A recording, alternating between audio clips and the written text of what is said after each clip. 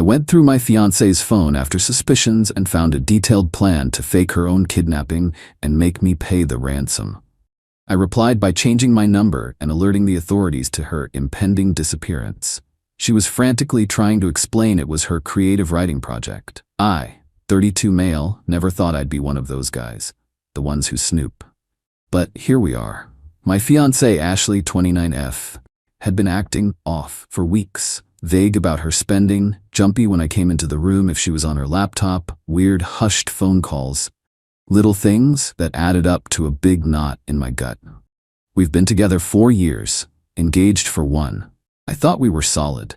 Tonight she was out with her friend Kimberly, said they were going for a late movie. My gut screamed louder. She'd left her old phone, the one she said was broken, but I'd seen her charging, in her nightstand drawer. I know, massive breach of trust, but something felt really wrong. I found it. Not texts with another guy, which is what I morbidly expected. Oh no, it was so much worse. In her notes app, a detailed multi-page document, title, The Getaway Plan. It was a meticulous script for her own kidnapping. Seriously, lists of what she'd need, how she'd disappear, how contact would be made with me. The ransom demand was set at $50,000. $50,000. Money I have from an inheritance my grandmother left me. Money Ashley knew was just sitting there, earmarked for a house deposit. There were even notes on how to make the ransom note sound more authentic and threatening. Who her supposed captors would be sounded like a vague, made-up gang. How she'd act when rescued. How I'd be her hero. I felt cold. Not angry, not yet. Just this icy calm. The betrayal was so audacious, so cinematic. Like something out of a twisted movie. She wasn't just going to leave me or cheat. She was going to terrorize me, steal from me, and then play the victim, expecting me to what? Comfort her? Marry her after that? I didn't hesitate. Took photos of every single page of that plan with my own phone. Back up to the cloud. Walked out of our apartment. Drove to my carrier store. Changed my number. Effective immediately. Drove to the main police precinct. Asked to speak to a detective. Showed him the photos. Explained she was planning to disappear very soon, according to her timeline, next 48 hours, and intended to extort me. The detective, a guy named Miller, was intrigued, to say the least. He took my statement, the photos, said they'd look into it, given the detail. I got home, packed a bag, all my essentials, important documents. I'm staying at my brother's. Just before I deactivated my old phone number for good, the SIM was about to come out of my handset. A string of texts came through from Ashley to that number. Hey, movie was great. Thinking of you. Tss, almost home, babe. Then a bit later, presumably after she found I wasn't home and my stuff was gone. Andrew, where are you? Is everything okay? You're not answering. Andrew, this isn't funny. Then a call to my old number. I didn't answer. Another. Then a text that made my blood run even colder if possible. My old phone? Did you go through my old phone? Andrew, that's my creative writing. It's for a story. You know I've been trying to write more. Andrew? Creative writing. Right. A $50,000 creative writing project that involved traumatizing the man she was supposed to marry. The police have my new number. They know where I am. I just can't believe this is my life right now. Part of me is numb. Part of me is already mourning the woman I thought I knew. But a bigger part of me is just watching the pieces fall, knowing I did what I had to do. What happens now? I decay. But she's not getting a cent from me. And she's not getting me back. Update 1. It's been a week since D-Day, Discovery Day, Deception Day. Take your pick. What a bloody week. Thanks for all the comments on my original post. Good to know I'm not insane for reacting the way I did. My name's Andrew, by the way. So the immediate aftermath. Ashley obviously couldn't reach me on my new number. She apparently showed up at my brother's place the day after I left, hysterical. My brother, bless him, is a rock. He just told her I wasn't there and didn't want to see her, and that she should probably talk to the police as they were looking for her. That threw her, apparently. Detective Miller and his team did in fact pay her a visit, not to rescue her but to ask about her creative writing project. According to Miller, who gave me a brief update, very professionally, just the facts, Ashley stuck to her story, said it was all a big misunderstanding, a figment of her imagination for a thriller novel she was outlining. She even, get this, tried to paint me as controlling and paranoid for going through her phone. Classic. The entitlement is unreal.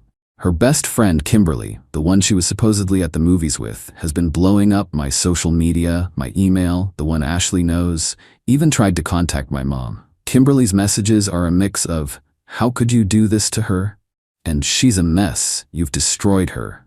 And Ashley would never do something like that. It's obviously a huge mistake. You need to talk to her and fix this.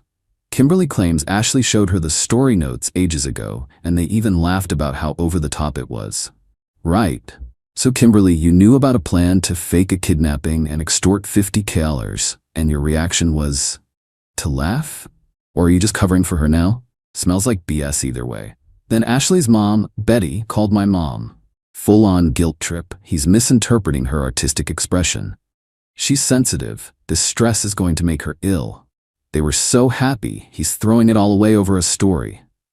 My mom, thankfully, is no fool. She told Betty that if Ashley was serious about writing, maybe she should stick to genres that don't involve detailing felonies against her fiancé. Mic drop from Mom. The police are building a case. Conspiracy to commit fraud, attempting to extort, possibly filing a false police report in the future if she'd gone through with it. Miller said the level of detail in her notes was problematic for her creative writing defense, especially the bits about how to avoid detection and specific financial details. Ashley, meanwhile, has apparently been trying to play the victim to everyone who will listen. Mutual friends are getting an earful about how I've abandoned her, how I'm cruel and heartless. Some are buying it, or at least pretending to. Mark, a guy we both know from a hobby group, messaged me saying, "Dude, are you sure about this?" Ashley's saying it was just a story idea. She's really broken up. I just sent him a screenshot of the ransom demand part of our notes. Haven't heard back from Mark. Emotionally, I'm a wreck, but a quiet wreck, if that makes sense. I'm functioning, working, eating, sleeping, sort of.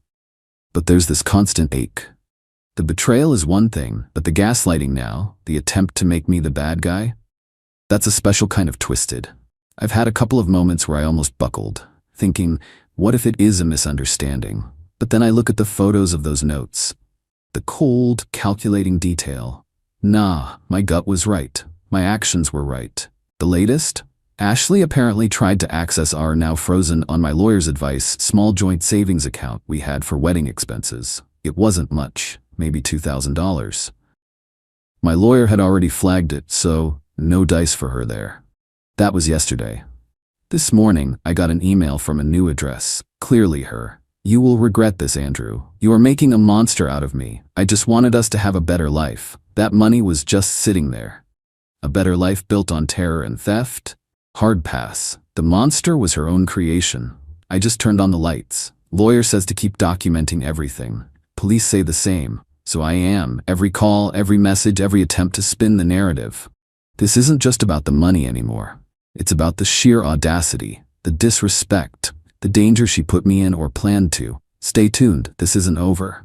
Update 2, final update. Well folks, it's been a roller coaster couple of months.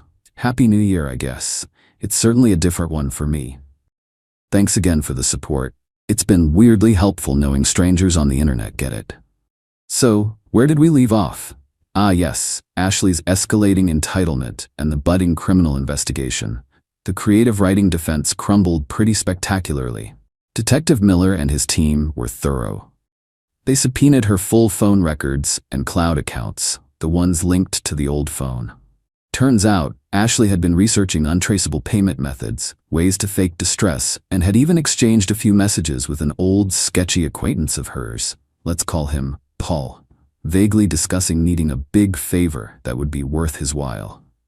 Paul, when interviewed, apparently got spooked and sang like a canary, admitting she'd approached him to be a convincing voice on the phone for the ransom calls. He thought she was joking at first, then got weirded out and backed off. His testimony was a nail in her coffin. Ashley's supporters didn't fare too well either. Kimberly, her BFF, after initially defending Ashley to the hilt, got a visit from the police too. Questions about her knowledge of the plan. Suddenly, her memory of Ashley joking about the story notes wasn't so clear. She lawyered up fast. Last I heard, she's trying to distance herself completely, claiming Ashley manipulated her. The friendship is torched, obviously. Serves her right for enabling, or at least being willfully blind. Betty, Ashley's mom, kept up the harassment for a while. Accusatory voicemails, tearful pleas, the works. My mom eventually had our lawyer send her a cease and desist letter. That shut her up, at least directly to us. But I hear through the grapevine she's still telling anyone who will listen how her poor, imaginative daughter is being persecuted by her cruel, vindictive ex-fiancé. Some people will believe anything if it fits their narrative, I guess. The revenge, if you can call it that, wasn't some grand, dramatic gesture from me. It was just letting the system do its work.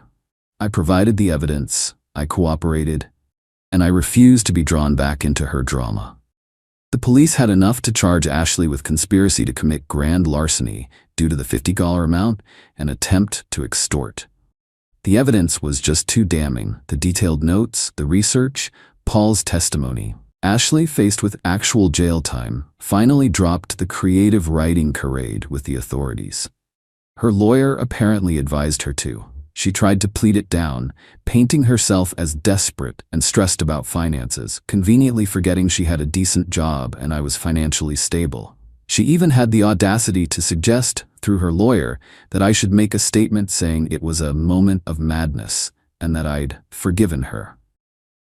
To get her a lighter sentence. Can you believe the nerve? My lawyer replied with a very polite, very firm, absolutely not.